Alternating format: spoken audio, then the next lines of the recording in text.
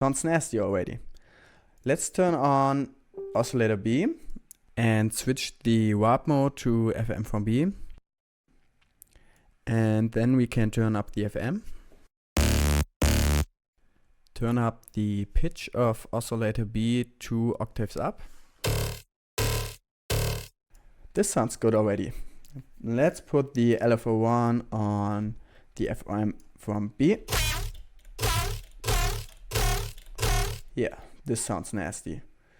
Turn on the filter and maybe we can choose like a normal low pass filter. Switch the mode to unipolar by holding Alt and Shift on Windows. I believe it's Command and Shift on Mac, but I'm not sure because I'm not a Mac user. And play with the cutoff a bit till you get a cool sound. Maybe we can turn up the resonance and the drive a bit.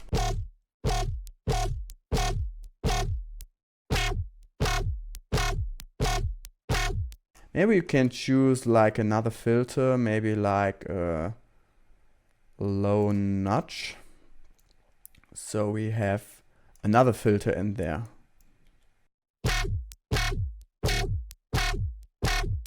Maybe we go for like a high notch rather than a low pass. Let's see.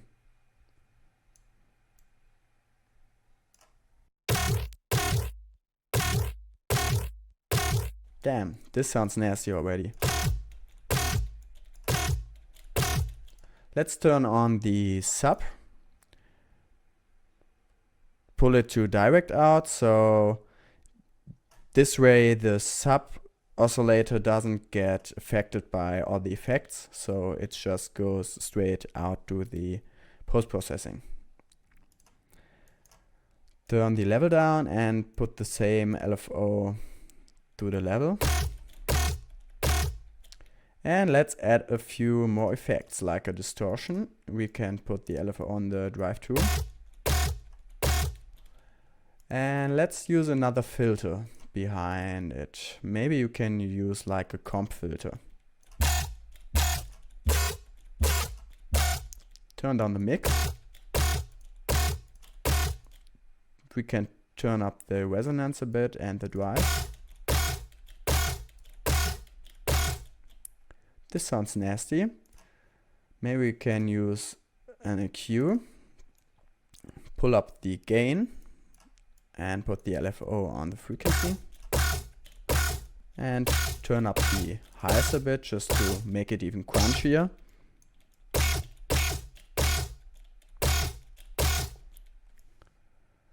So now I think that's a pretty good starting point to show you what I mean.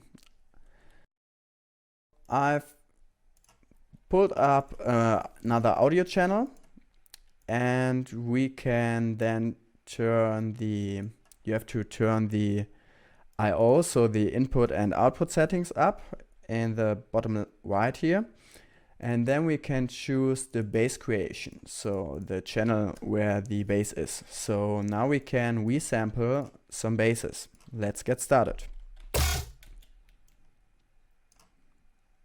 I'm gonna change a few things about the patch, resample a bunch of sounds, and then we see us again in a moment.